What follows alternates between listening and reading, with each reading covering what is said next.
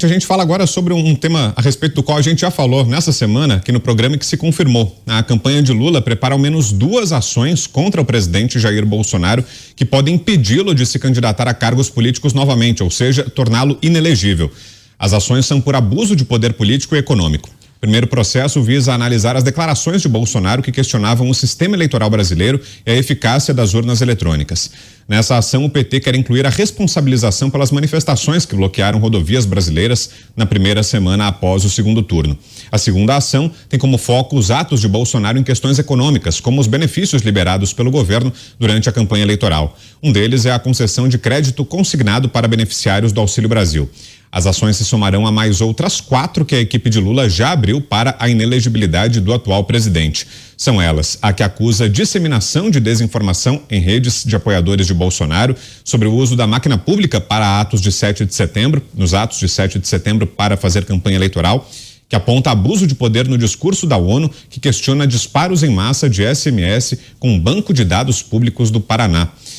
Então, né, Zé, como dissemos aqui, uma ofensiva agora no campo jurídico, mirando os direitos políticos do presidente Jair Bolsonaro, né, Zé?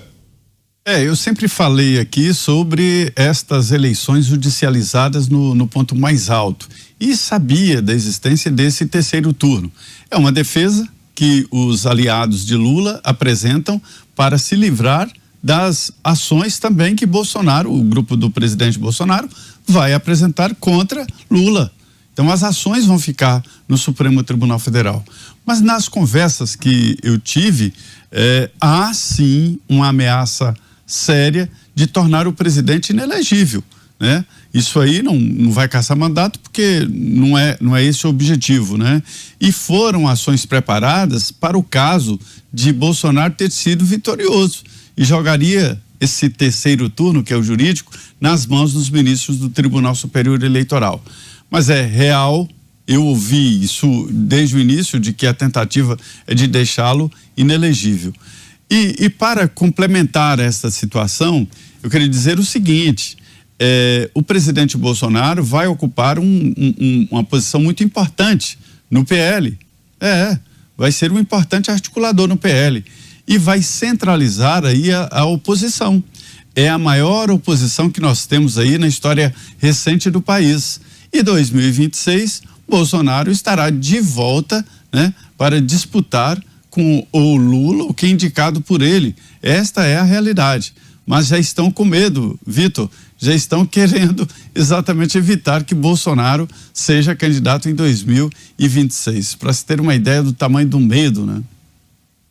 E o senhor, coronel, sua análise sobre essas ações apresentadas pelo PT? Bom, eu entendo que isso já era esperado, né? Aliás, é bem a cara da esquerda mesmo. Na esquerda, eles querem culpar você do que eles são, né? Tudo que eles fazem, eles tentam jogar no adversário. Então, seria hilário se não fosse absurdo nós vermos pessoas envolvidas em inúmeros problemas quererem acusar o presidente desses mesmos problemas, né? Nós estamos falando aí de um presidente que foi condenado, descondenado, envolvido num partido com inúmeros problemas aí, dinheiro na cueca, 51 milhões em apartamento em dinheiro vivo, Petrobras, Passadina, BND, um monte de problema. Agora, de repente, viraram os moralistas e querem apontar o dedo para uma pessoa e justamente fazer o que foi dito aqui, quererem atrapalhar a vida política dessa pessoa, com medo do que virá pela frente e com medo do retorno também em 2026. Isso aí, era esperado isso aí, infelizmente eles agem assim, nós todos já fomos vítimas desse tipo de ação, né? Porque eles xingam, gritam, tacam pedra, te ofendem, mas quando você reage ou quando você fala, você é o agressor e eles passam a ser vítima. Isso é bem uma estratégia da esquerda e vai continuar sempre sendo assim. Mas é que nós falamos, agora sim é um momento, já que houve esse resultado, é um momento de ter um bom time técnico na parte jurídica, é um momento de se preparar, é um momento de pensar no futuro, porque não vai ficar aí. Muitos problemas surgirão, muitas acusações surgirão. Daqui para frente será uma acusação atrás da outra. E a gente sabia que isso seria assim. O que está acontecendo é o que todo mundo já sabia, infelizmente. Paulo. Não é só isso, tá? O grande problema dessa história, e vai se tornar mais problemático agora depois da terça-feira que vem nos Estados Unidos, onde o partido do Donald Trump deve ter uma vitória acachapante no Senado, na Câmara e em vários governos estaduais. A discussão que eu estava tendo hoje com a Ana Paula de manhã, em privado, perdoe aqui a indiscrição, Ana, era se a gente achava que iam ter se a maioria dos republicanos seria de 4, 5 ou 6 assentos no Senado, o que é uma coisa absolutamente impressionante, né? Só o fato de nós estarmos tendo essa discussão. No governo, em alguns governos, como o governo da Flórida, onde eu resido, e a Ana deveria passar a residir muito em breve, se ela tomasse um pouquinho de juízo, o candidato republicano, que foi uma invenção do Donald Trump, o Ron DeSantis, talvez tenha 10 pontos de vantagem sobre o segundo lugar, algo que aqui no estado é absolutamente impensável. Na Casa dos Representantes, que é a Câmara dos Deputados aqui, o partido do Trump deve ter mais de 20 deputados, né, representantes como maioria. E por que isso é tão importante? Ora, porque o Donald Trump ganhou, bom, a gente não sabe, mas perdeu supostamente as eleições de 2020 em uma disputa muito apertada e muito contestada, com diversos indícios de irregularidade, de naturezas diferentes do processo eleitoral brasileiro, mas com a mesma disputa. Quando acabou o processo eleitoral, as pessoas procuraram os caminhos normais para o questionamento e foram caladas, vejam vocês, pelas Big Techs, é com vocês que eu estou falando, YouTube, foram caladas pela imprensa e sequer foram ouvidas pelo establishment. A Suprema Corte Americana, que é bem menos ativa do que a brasileira, quando isso aconteceu, ela simplesmente se recusou a se pronunciar, se recusou a ouvir os casos numa disputa que chegou a envolver 40 e tantos estados, disputando para ver a questão da regularidade do sistema americano. E no final, a Suprema Corte se omitiu, inclusive sob protestos de alguns dos justices, né, que são os ministros da Suprema Corte Americana. E aí o povo foi para a rua protestar inúmeras vezes, até que houve aquele episódio no 6 de janeiro, que alguns temem chamar de invasão do Capitólio, e eu não considero esse nome correto. Estou contando essa história toda para dizer que, depois disso, fizeram tudo para culpar o Donald Trump, acharam que o Donald Trump estava liquidado politicamente. Eu me lembro de um comentarista descabelado de uma outra emissora, um que não penteia o cabelo, que fica comentando de Nova York. Ele me dizia assim, ele publicou um artigo num desses jornais aí do Brasil, dizendo o seguinte: por onde anda Donald Trump? Como se o Donald Trump tivesse sumido, tivesse sido defenestrado da política. Depois o Trump não só consegue dominar o próprio partido, de uma forma como talvez nenhum outro político tenha conseguido, como dá um banho nas eleições. O povo daí do Brasil, na verdade, está vendo o que está acontecendo aqui, pelo menos muitos deles. E daí há um pavor e um medo de que você imagine a força política que teria Jair Bolsonaro daqui para frente. Primeiro, para voltar, porque ele é muito jovem, teria idade para voltar, estaria mais novo do que o Donald Trump, mais novo, certamente bem mais novo que o Joe Biden, mais novo do que o Michel Temer quando foi presidente, então tem idade para voltar. E além da idade, está claro que que teria apoio popular. Imagina o pavor que esses caras não teriam disso da volta do bolsonarismo. Eles fizeram tudo, usaram todos os canhões legais e talvez não legais para retirar ele do poder. Imagina você governar com a ameaça de que esse cara poderia voltar. Eles não vão correr o risco.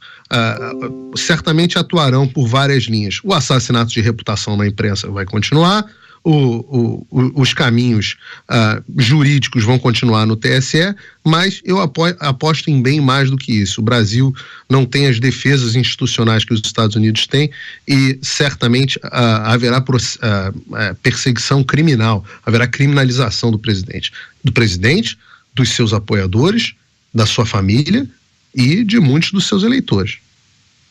Você, Ana? Bom, o Paulo deu, né, todo esse panorama aí do pós-governo Donald Trump, e é por isso que nós falamos tanto, né, da eleição, das eleições americanas, da política americana, porque há similaridades, por mais que as repúblicas sejam diferentes, aqui existe o federalismo americano que protege demais as instituições americanas, como o Paulo disse, principalmente a autonomia, a sagrada, eu diria a sagrada autonomia e independência dos estados, coisa que nós não temos no Brasil. Temos uma pirâmide inversa onde a união é muito grande. Mas os cenários, eles são muito, muito parecidos. O Paulo fez o panorama do pós-governo, mas as similaridades também antes do governo de Bolsonaro e durante o governo Bolsonaro com Donald Trump, elas são muito paralelas, né? A gente consegue desenhar aí duas linhas paralelas, porque os dois mexeram no establishment. E quando nós falamos do establishment, Donald Trump não mexeu apenas no establishment do Partido Democrata. Ele mexeu no establishment como um todo, nos democratas e também em muitos republicanos, que aqui a gente chama de RINO, que é Republican in Name Only, só são republicanos no nome. E esse establishment se voltou contra Donald Trump durante o seu governo também, com republicanos votando contra medidas do governo republicano de Donald Trump, e a mesma coisa aconteceu no Brasil.